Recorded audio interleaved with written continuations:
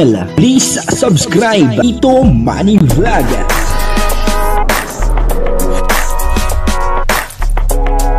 Payagan po si Tito Manny Vlog na mag-reactor para pambiling gamot sa kanya pong karamdaman. Wala man siyang records ng ng awayan. Sino po itong kasama ni Kalingap Dan? At ang sabi po ay solong-solo daw po niya si Kalingap Dan. At talagang kinikilig-kilig pa. Di po kaya magselos dito si Joy Diwata. Papanoorin po natin yung video at syempre bibigyan po natin ng konting reaction. Pero bago po yan, ako muna po ay bumabati sa inyo lahat ng magandang umaga, magandang tanghali at magandang gabi sa inyong lahat mga kapatid. Saan man kayo ng panig ng mundo naroon ngayon ay mag-iingat kayo palagi at pagpalain kayo ng ating Panginoon. Maraming salamat din po sa patuloy na tumatangkilik sa aking YouTube channel at nanonood sa aking video reaction. Patuloy na po natin suportahan sila Kuya Bal Santos Matubang, Alinga Prab, Ate Edna Vlog, Jack Tapia at syempre mga kasamahan ko po sa Karepa. Ganun din po yung Team Views at yung mga charity vlogger na Kalinga Partner. Ito po yung video na kung saan ay may kasama si Kalingap Dan na talaga nga namang kinikilig-kilig pa. Ang sabi niya po ay solong-solo daw po niya itong si Kalingap Dan at wala daw pong bantay. Kaya belong-belo nga naman. Sino kaya ito? Panoorin po natin yung video. At ang kabuuan po ng video ito ay mapapanood po natin sa YouTube channel ni Nathan Cute. Ayan portahan po natin Nathan Cute Vlog. Ito po yung video. Siyempre kasama ko si Papa. Dan. Hello. Kaming dalawa lang dito. Solo. Kaming dalawa lang dito. Solo ko siya. Hindi ako makakortip. Pero wala man siya. Hindi pa kasi yung tagabantay. Wala man siya. Ayun si Papa Dan. Sa mga nangangarap po, nakita si Papa Dan, nandito na kasama natin. At siyempre nahawakan natin. Buhay po siya. Buhay po, hindi po ilusyon yan. Buhay po yan siya. Totoo. Totoo po yun. So siya po yung kasama natin for today. Dapat kasama si Jomar, kaya lang po nasa nasa Naga. Kaya siya lang po yung nakarating ngayong araw. So kasama namin pag-ikot-ikot. So ayan, go-rabilis na po tayo. So ayun mga kabayan, nagbabalikan yung link ko, this is Nathan Cute Vlog, at tapos na po kami gumawa ng mga tarpaulin, yung ilalagay namin doon sa kalsada. Pupunta kami doon kung saan. So siyempre kasama natin si Kuya Bal, yung driver namin. At siyempre kasama ko si Papa. Dan. Hello. Kaming dalawa lang dito. Solo. Kaming dalawa lang dito. Solo ko siya. Hindi ako makakortip. Pero wala man siya. Hindi pa kasi yung tagabantay. Wala man siya. Ayun si Papa Dan. Sa mga nangangarap po, nakita si Papa Dan, nandito na kasama natin. At siyempre nahawakan natin. Buhay po siya. Buhay po, hindi po ilusyon yan. Buhay po yan siya. Kamdal ko ay kinikilig-kilig at solong-solo daw niya itong si Kalingap Dan.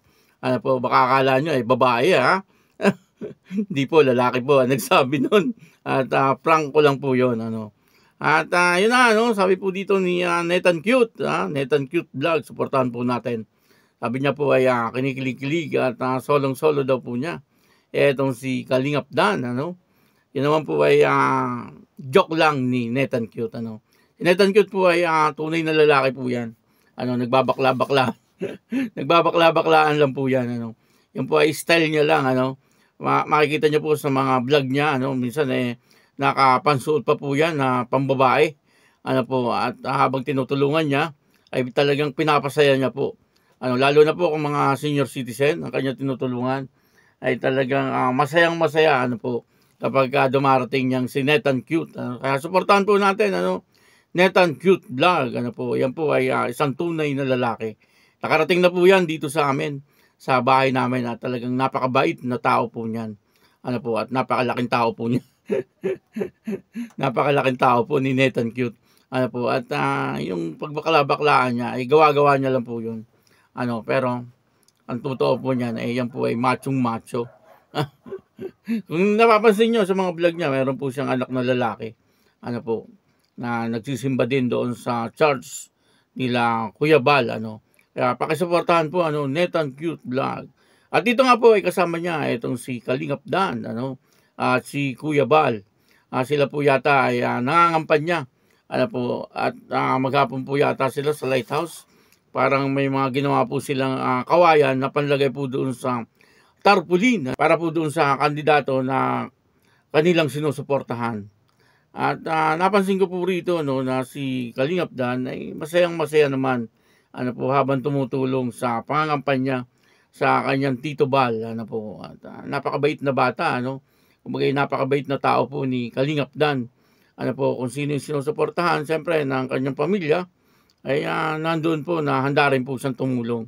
Bagamat busy po siya sa kanyang pagcha-charity, at busy po siya sa kanyang mga ginagawa, sa kanyang negosyo, pero naandun po siya na talagang binibigyan niya ng oras, yung pagsuporta niya, siyempre sa kanyang Tito Bal, at siyempre doon po sa kandidato na kanilang sinusuportahan.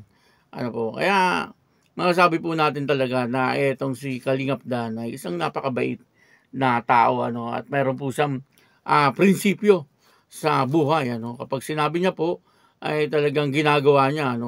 Tulad po niyan, siguro ay naipangako niya kay Kuya Bal na sasama po siya sa pangangampanya, kaya siya ay naandyan rin po ngayon. Dapat nga po daw kasama itong si Kalingap Jomar, pero hindi po dumating si Kalingap Jomar kasi nasa Naga daw po si Kalingap Jomar.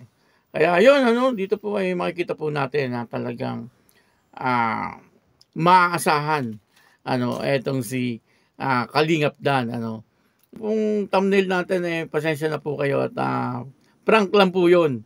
At hindi naman po magagawa ni Kalingap Dan na makipag relasyon pa sa ibang babae na makakasama niya sa isang sasakyan, tapos na parang kinikilig-kilig at talagang magsasabi na solong-solo niya etong si Kalingap Dan. Pwedeng mangyari yon, pero siyempre iiwas po etong si Kalingap Dan kasi malaki naman po ang respeto niya doon po sa relasyon nila ni Joy Diwata, at alam naman po nating lahat na mahal po ni Kalingap Dan etong si Joy Diwata.